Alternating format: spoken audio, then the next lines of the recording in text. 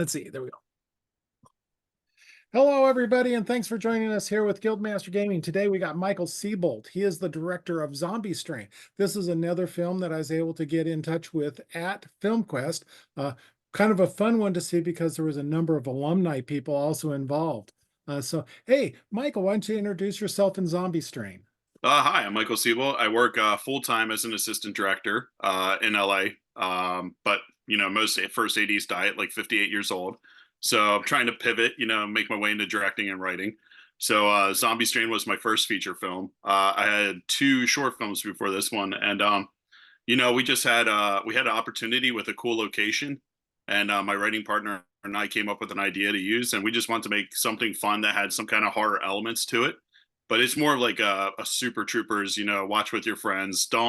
Don't expect like there's a good plot, but don't expect like Oscar winning like storyline. It's just fun to hang out and laugh and you know make a comedy zombie movie. Well, it's like I wrote and people read the review, and I'll link that all together. And that is, this is one of those, hey, it's a zombie apocalypse. What do we do? Break out the pot and the booze. Let's go. Exactly. Well, and that's like what I feel like normal people would do. Like, what else would you do? Like, Yeah, it's like, yeah, okay, we're let's screwed party. anyway. Might as well have fun. So, you say you got with your writer friend and you guys wrote this up. Where did this idea actually germinate from? Oh my God. This is well, you've already seen the film and you know that there's a part in the film where a severed member becomes a zombie and crawls out from a door. And it was really just I was watching zombie movies just doing research and I was like, I've never seen like a hand or a foot. You've seen like a zombie hand crawl, but you've never seen like other weird stuff happen. So I was like, how can I work that into a how can I work that into a movie? And it was really just like what can we do coming from like an AD perspective and like budgeting and producing? It's what can you do with a minimal location, minimal cast and crew, and all that stuff. So it was an exercise in like film budgeting, what you can do with what you got.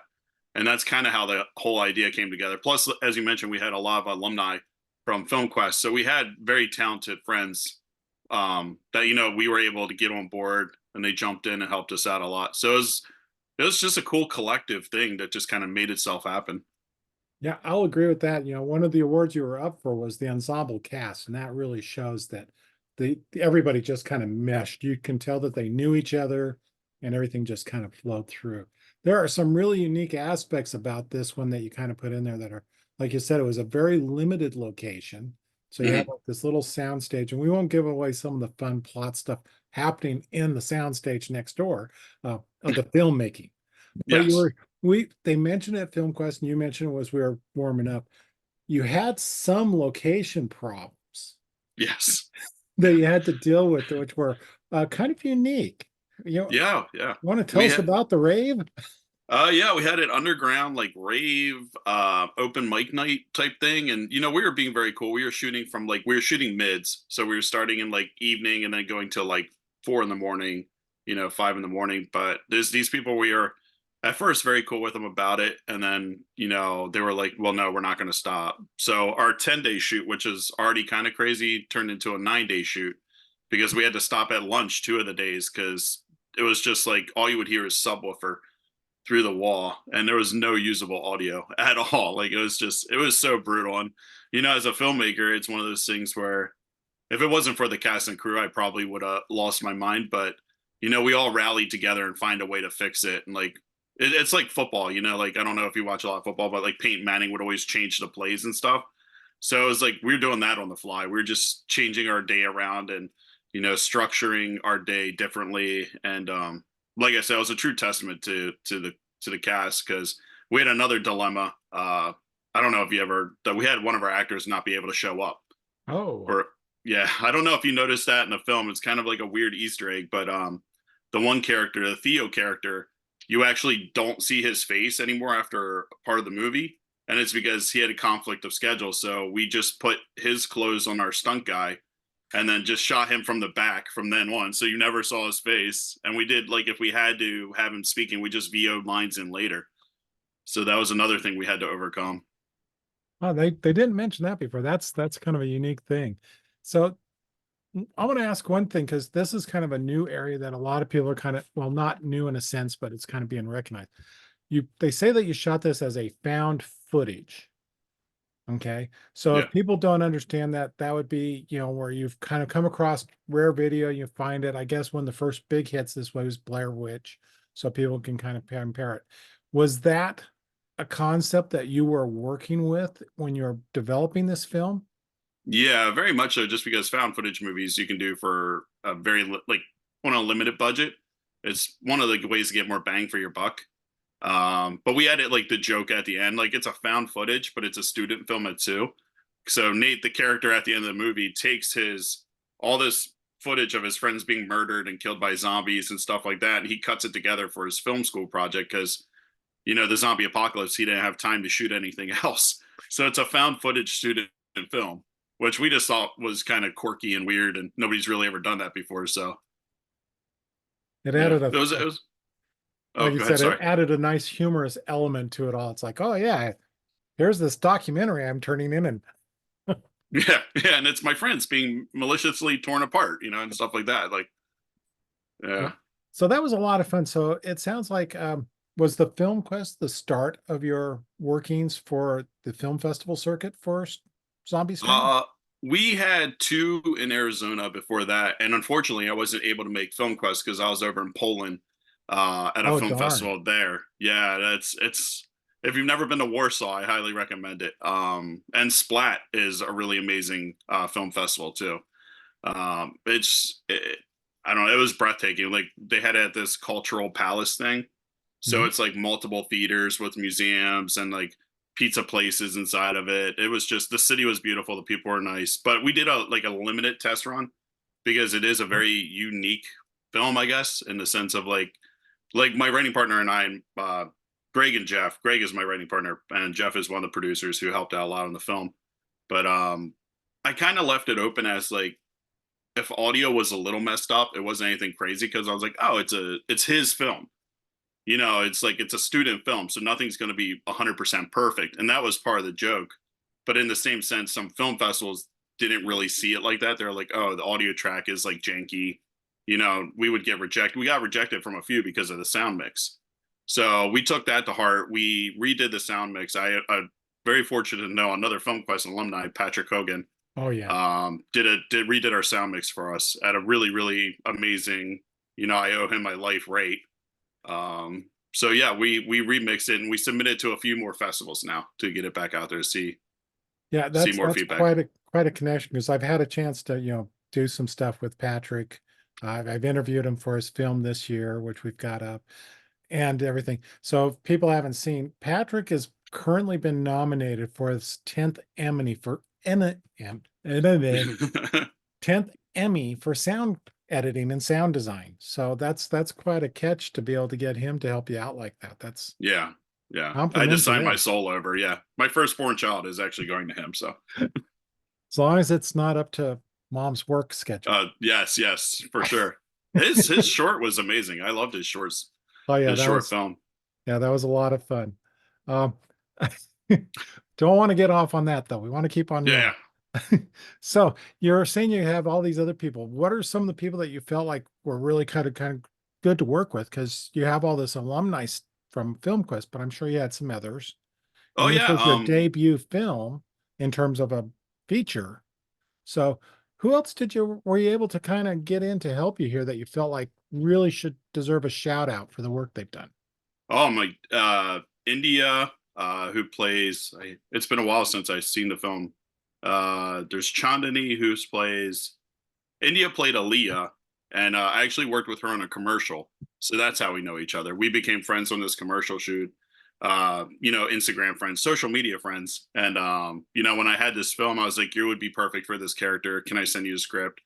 And read for it. And she read for it and she crushed it. I think the only person we really cast it was Chandani, who played Zoe.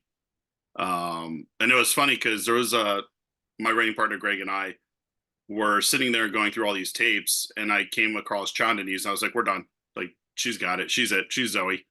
And it was amazing because she showed up the set with the same. She was Zoe from the minute she walked in through the door. It was just it was amazing, and I mean all the cast and crew like Jim. why can't I think of people's names right now? I drove cross country, by the way, so it was a Oh, grueling like 3 day drive. So my brain's just yeah, fried. no But problem. You can just kind of yeah, generalize. I just, if there's anybody you want to kind of say, yeah, this was just an amazing part.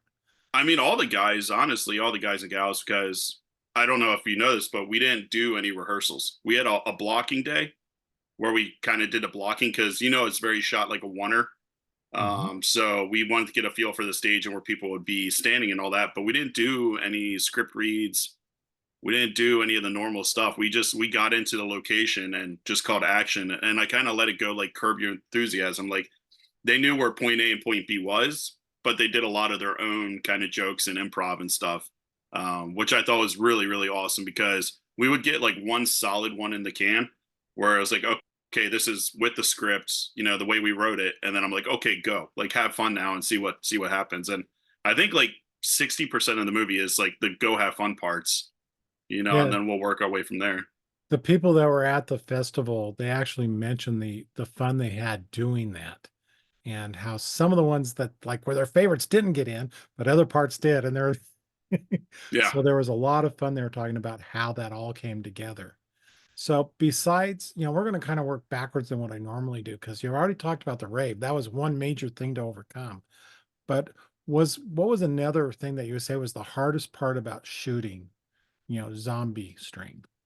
Um, I think the hardest part about it was we had this grand idea and then we had our budget.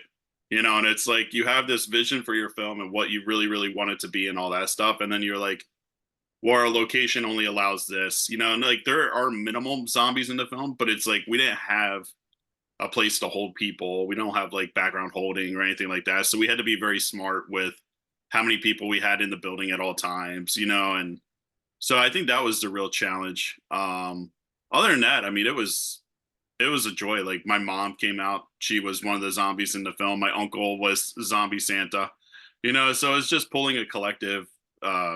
We I don't recommend doing this, but we bought a bunch of stuff from Costco and then we returned it, which is really good for filmmakers. So like the security cameras we used, the GoPros, the laptop we used for the security cameras was all Costco, and then we got our money back. So that's say make it work with a budget. But yeah, it's I'm sorry, Costco, if anybody from Costco watches this.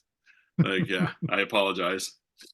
Okay. And then on the flip side, when everything is said and done, either during filming or afterwards, what was something that happened that you just kind of went, that wasn't really what we planned, but that just worked so well? I honestly think it was the cast, because I expect to get really good performances, but I didn't expect it to be like that gel. And I didn't really. I gave them direction, and sometimes it was like bringing people back.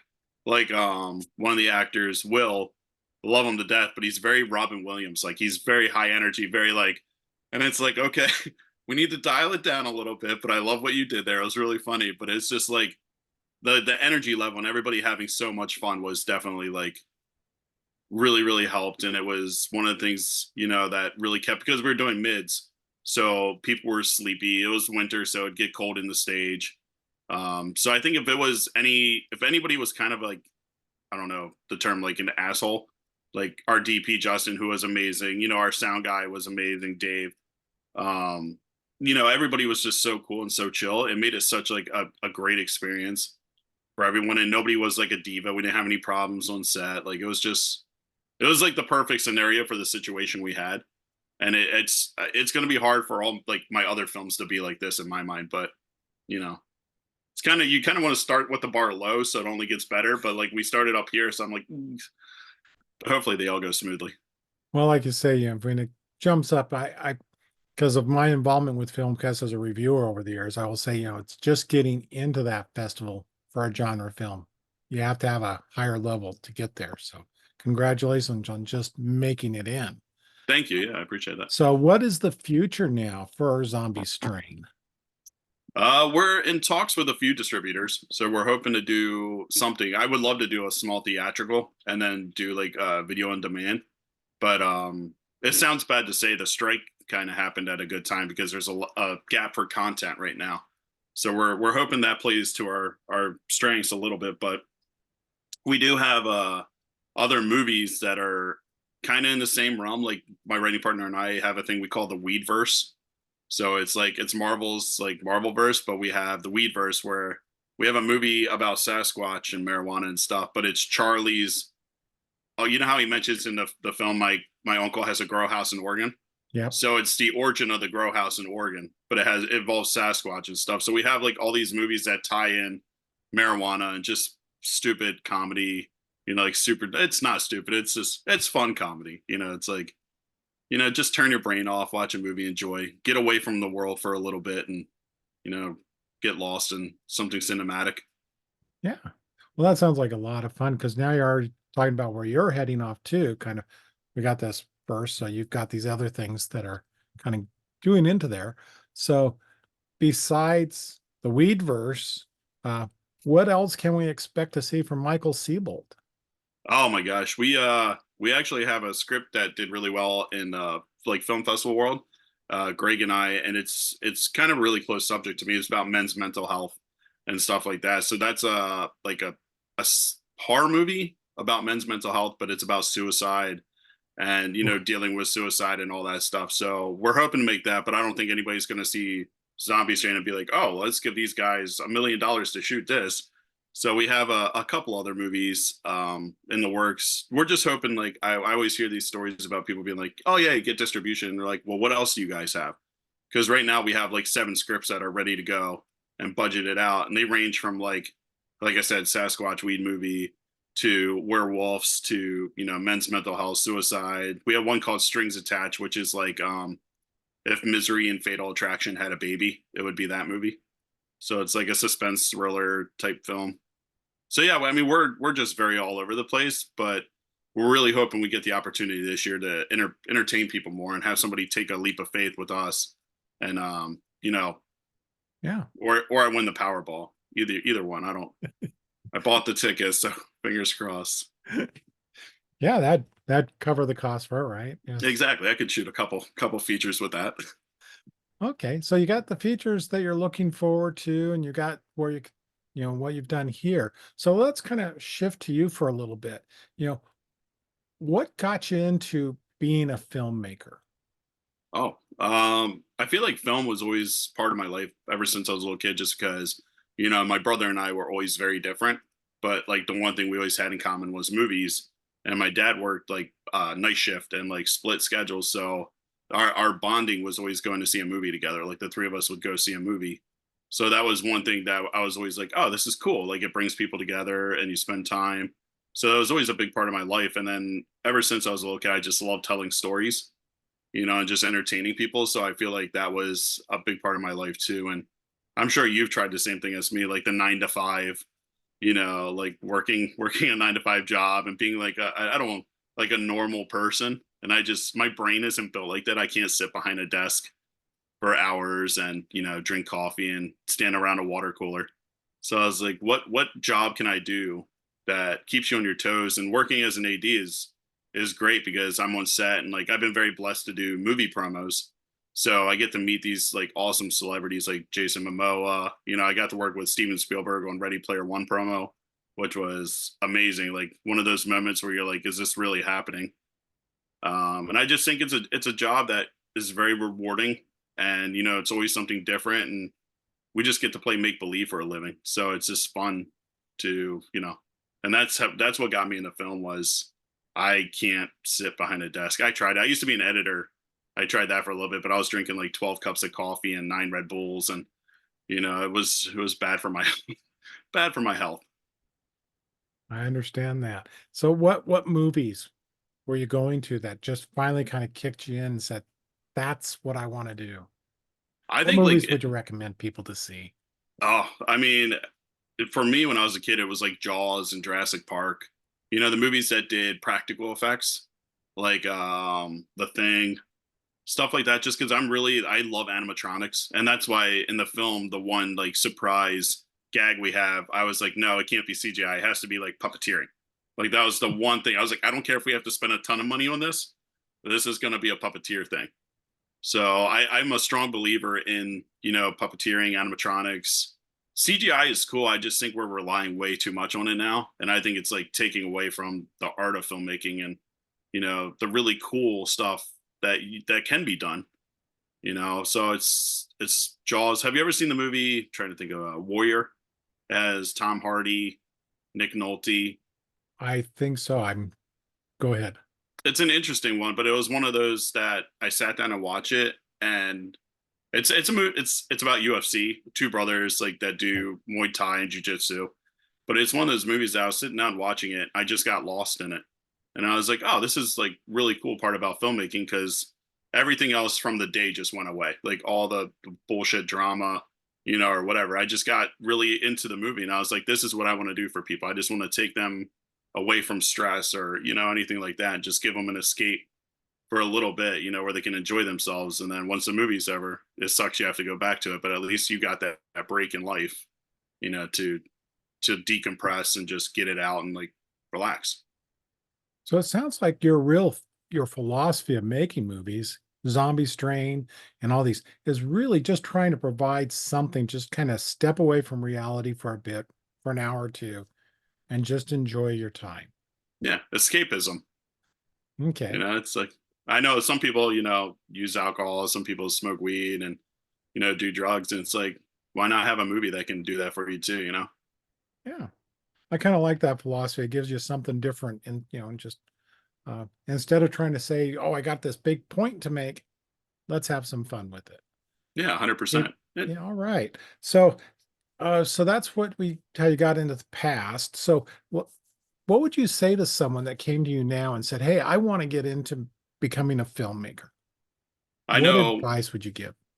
one thing when I do interviews with people, one thing I know a lot of people hate, especially like film schools. I've done a few things for film schools. I'm like, you don't need film school. Just do it. Like the technology nowadays, you can get a camera, like I said, you can get something from Costco and then return it if you really if you can't get access to a camera. But the new iPhones are even great. And I know Zombie Strain. I love Zombie Strain, and it's amazing, and I hope other people love it. But also, like, whatever you make, somebody is not going to like. There's always going to be criticism out there, and that's okay with me, because not everybody's going to love what you do, and it's just a matter of being like, okay, well, you didn't like it, but what didn't you like about it?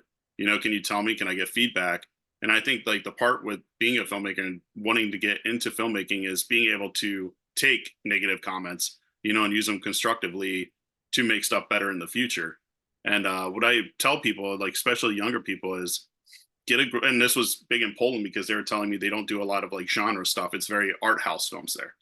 And there's a big need for like zombie strain and horror and like genre films. And I was like, the audience participation was amazing there. There was so many people and so much support. And I was talking to a few of them, and I was like, you guys have all these people here, just go out and do it. Like get a group together. Like there's software nowadays, you can get DaVinci Resolve for free, so you can edit your film on that, and it's like, make an art house film and just get that experience and just do it over and over and over again until you perfect your art. And that's the real thing. Is it's like anything, it's like basketball. If you want to get good at basketball, go out and play basketball. If you want to get good at filmmaking, just go out with friends and make films. Like that's it. So that's what I always try to tell people: is don't be afraid to do it. Just go out and do it. Yeah. It's kind of like what you were saying. Part of it is when I've had people ask me about reviewing, it's like every piece of art will have an audience. And that's, yeah. So go for it and just let the audience find you. Yeah. Okay. Yeah. So, it's kind of working along. You've actually answered some of my questions before I even asked them. So it kind of caught me off guard there with some of this. Sorry about No, it's great. It's that. just, it's like, okay, yeah, I've done this. So I'll answer this question. It's like, okay. But we're just kind of moving along. So we got Zombie Strain. You're based out of the LA area. Is that Hmm. correct? Yeah. So Yes, sir. Woodland Hills. Woodland Hills, and you got this going on. So are you going to be at any other festivals coming up in 2024? We submitted to a few more. I think we start getting notifications in February. Okay. There's one in Utah that I'm hoping to go to because it's a buddy of mine. Kanab Film Festival, which is a really Okay. cool one. They do like their genre stuff in a cave. So they have like this venue where I guess it's underground. I've always seen pictures of it, but it's like they set up theater chairs in a cave and you watch the movies inside of a cave. So that's really cool. There's one in Lyons, France, that we're submitted to. So that's on my list too to go to France. So that'd be nice to get into that one. But Okay. yeah, we're hoping to get distribution so we can start working on more stuff and keep the ball rolling. So as you find out these informations, where could people follow you on social media or someplace else on the net so they can find out where the show's playing or what's happening with it? You can follow me at officially Seabolt, Seabolt, on Instagram, and I think we do have a zombie strain page on Instagram. Hold on, let me check. I'm so bad with social media though. That's like the hardest part about all this is I really hope one day I get to a point where you can like hire a marketer, somebody that takes care of stuff like that for you. Oh yeah, it's zombie under like what is it underscore strain is the Instagram one. It's Okay. actually I don't know. It's Zombie right there. underscore strain. Yeah. Okay. So all that, and then I'll keep everybody posted. Yeah, and we're hoping to cut like a new trailer soon. I can send you a link to the trailer that we have. I don't know if you put them in the show or whatever, but I'll Yeah, definitely I can send you do that. stuff like that. Yeah, Okay. and it's just yeah, I'll keep everybody posted, and hopefully you guys will see it in a theater near you soon, at least That should be a fun one. somewhere. Yeah, it's one of those that without making it sound bad, I see it as one of those that could very easily become like a cult classic type film Yeah, because it well, that's has, what I love about it. It's like Killer Clowns from Outer Space. Like so many people know that film, but you watch it and you're like, oh my gosh, this is amazing. But at the same time, you're like, it's like one of the lines from the movie. I don't know if you're familiar with it. Like, there's clowns that are aliens that are coming and kidnapping people and wrapping them in cotton candy cocoons. But like two of the characters are running away and they're shooting popcorn at them. And one of the characters looks at them and goes, or she goes to the guy and goes, "Why are they shooting popcorn at us?" And his answer is, "They're clowns. That's why." And I was like, "Oh my gosh, this is amazing." I was like, "Our dialogue is at least better than this." It's like, and this has a following, so we should do all right. yeah, I think anybody that likes those cult classic type films are going to love this. And I'm one of those people. I grew up with Rocky Horror, Dark Star, Attack of the Killer Tomatoes, Oh yeah. Killer Clowns. So yeah, I'm with you on that. And I think it's a lot of fun. So what do you do now in your life away from film or maybe even in film that helps you keep the motivation and the inspiration of the imagination going? Oh God. I just write. Like I'll just sit down some days and just write. I talk to my friends. I'm like a very bipolar writer.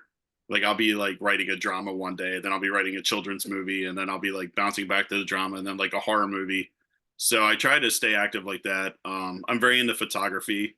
I think what really helps is I'm very blessed to have friends that are also creative and like work in this field. So it's always interesting just to be able to sit down and talk. Like we're at a bar, and we'll just start like talking about ideas, about films. Like we'll see something funny and then we'll be like, oh, that'd be great for a film, and then we'll start bouncing ideas off of each other. And then it just turns into this whole big thing where we like pretty much outlined a whole feature film, while sitting at a bar and having a few beers. So I think it's surrounding yourself with the right people really helps your career and keeps you motivated and keeps you going. All right. So we've been going about a half an hour now. Okay. So besides just having a good time at your film and going to see, Zombie Strain, what kind of final things would you like to throw out there to people just to let them know about yourself, your movie, where you're kind of headed in the future? Um, Well, as for myself, I just like to have fun. And if you guys want to reach out and ask any questions, or I'm always down like new filmmakers, please reach out to me if you have a question about how to do something, or if you're not sure about the process of like how to do a film or how to make a film. I'm always reachable on social media, so feel free to reach out and contact me. I think it's very important to help each other, and build a community. And it's the interesting thing about Hollywood is it's very cutthroat because like people don't want you to move up because as like a first AD, when I was coming up from like PA to second to second to first, you know, there's a limited number of first ADs out there. So other first ADs don't really want to see you move up because then it might take work away from them. But I think as a society and as an industry, we should help each other, because it only helps you push yourself harder to get better too. So I think it's interesting and it's important to help each other and help people learn about the film process and get it out to also more diverse groups of people that don't have access to cameras or the equipment they need, I always love talking to people about, hey, like, you can use lights from, I worked with a photographer on a photo shoot who came in and he put like gels on lights that he literally went to Home Depot and bought before this photo shoot, which is like, I'm not going to name drop the company, but they're a very high fashion line. And I don't know if their CEOs would like want this getting out, but like the dude took these lights, put some gels, put them on stands, and the content he shot was amazing. It's probably the best stuff I've seen, you know what I'm saying, out there and that they did. So it's, you don't always need a big budget. You don't need the best equipment. You just need an imagination and, you know, people to help you. So like I said, if anybody ever needs advice or anything like that, please reach out to me. And I would love to, you know, answer any questions if I can. And just stay creative, and hopefully I can, you know, make more movies that entertains everybody, and, you know, get you out to a theater, and or even if you're just chilling in your house, because TVs are so big nowadays and surround sound. But yeah, I want to keep the dream going and just make movies for a living and entertain people. Sounds great. Hey, thanks for joining me. To Yeah, everybody, thanks thanks for for having me. joining me and Michael here as we talk about his film, Zombie Strain. And maybe we'll see more from the Weed verse as we find out about what's Sasquatch doing up in Oregon. Uh, so yeah, if you like this sort of stuff, please like it and share it, subscribe. That helps us to do a lot more with the channel of getting people like Michael to join us. So thank you again, Michael. Thank you. Thanks for having me. I hope you have a great holidays. Okay, you too. Take care. Thank you. Bye.